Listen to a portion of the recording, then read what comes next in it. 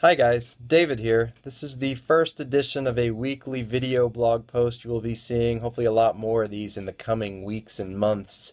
They're mostly geared towards high school athletics, middle school athletics. I'll talk about a variety of things ranging from strength and conditioning, obviously, to nutrition, to stories from my life that helped get me to where I am today and how they can be applicable to people coming up in the world and as far as athletics go, at least. I won't go too far beyond that. Today's post is three things young athletes need to do to make the jump from junior varsity to varsity. And I would like to think I'm pretty qualified to talk about this because that is actually the point in my life when I got really serious about working out. Long story short, and I've mentioned this in my blog before, back in 2005, my sophomore year at Shawnee Mission East, I thought I was going to be the backup catcher on the baseball team, and that did not happen. I got put onto JV. Yeah, I went and had a really good year, but I was angry the whole year. It was a frustrating year for me, and I took that anger and turned it into a very productive off season, which that leads us into point number one, which is you're going to have to work harder than you've ever worked before to make the jump from JV to varsity. There's a quote from Henry Ford that says, if you always do what you've always done, you'll always get what you've always got. That's a bit of a tongue twister, and I had trouble rehearsing that. I'm amazed I got that on the first try there. But basically, just because you were good at some point in the past, that does not mean you'll be good the next month, the next season, 2 years from now, whatever. You could be good when you're in middle school. You could flame out really hard by the time you get to high school. That happened to the most talented middle school baseball player I ever saw. And between both physical and mental breakdowns, he did not have the type of high school career I would have expected from him, seeing what I saw when he was 12, 13, 14. Um, but the big thing here is you've got to make the most of your off season. It's all about effort here, and I'll talk a lot about effort through the rest of the blog. Big thing here is you got to give your body time to recover in the off season. For baseball players especially, stop throwing for a little while. You put a lot of mileage on the arm over the course of the spring, the summer. I would normally recommend staying away from fall baseball depending on the circumstances. Different for some people, but rest, recovery, give the muscle and the body time to heal. Um, at the same time, be serious about your strength and conditioning stuff. I had a lot of guys the last couple of years that were really good baseball players, and they did not play fall ball, which allowed them to focus solely on strength and conditioning, and they made huge gains, and it transferred over to their baseball abilities in the spring. On top of all that, you got to eat right.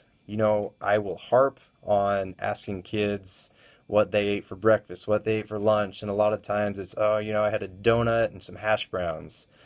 If you look at what Whit Merrifield did a couple days ago, or a couple of years ago, excuse me, he was eating 9 eggs a day. He gained 25 pounds in one off season. I'm not saying you have to eat 9 eggs a day. Start with trying to eat 3, 4, maybe even 5. I don't know. I know that's pushing it. But it's subtle things like that. Eat the right foods, and your body will thank you for it down the road. Moving on to number two, on how to make the jump from JV to varsity, we've got show the coach how much you care. And this is another thing, it all comes down to effort. The first one you got to do, make a good first impression. Walk up to the coach. If you don't know him, introduce yourself. Look him in the eye. Give him a nice, firm handshake. Making a good impression goes a long way. Even if you have a less than stellar tryout or practice or workout or whatever, they will know who you are. They will probably remember your name. Makes a big difference when they're trying to make cuts and they say, oh, who was that kid again? And if they knew who you were, that bodes well in your favor. Up next, we got be early. My high school coach harped this into my head over and over and over, and it's become a way of life.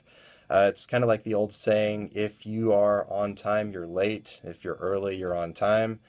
I am early to everything. And it's just subconscious. Don't even try. That's a great habit to get into.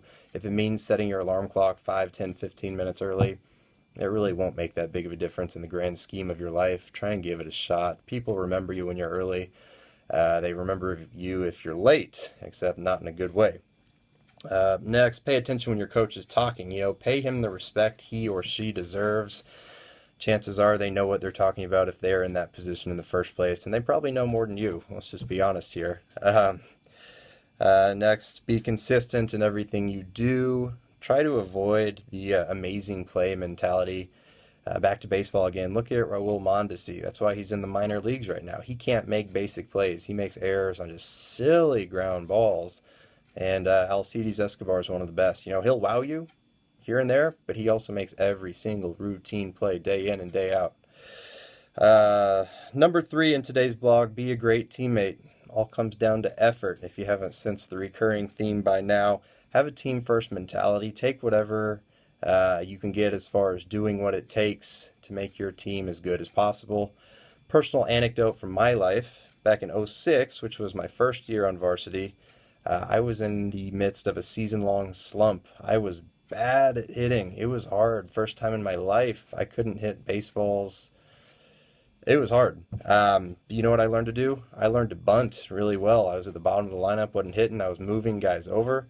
I improved my defense night and day. That was the first time in my life I'd been really considered probably a good or above average defensive catcher, and that was a big reason why I got to play baseball at Northwest Missouri State before I hurt my arm. Last one here, have a positive attitude.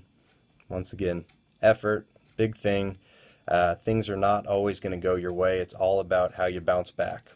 So that is it for today. Hope you enjoyed this video blog post. I will see you next week.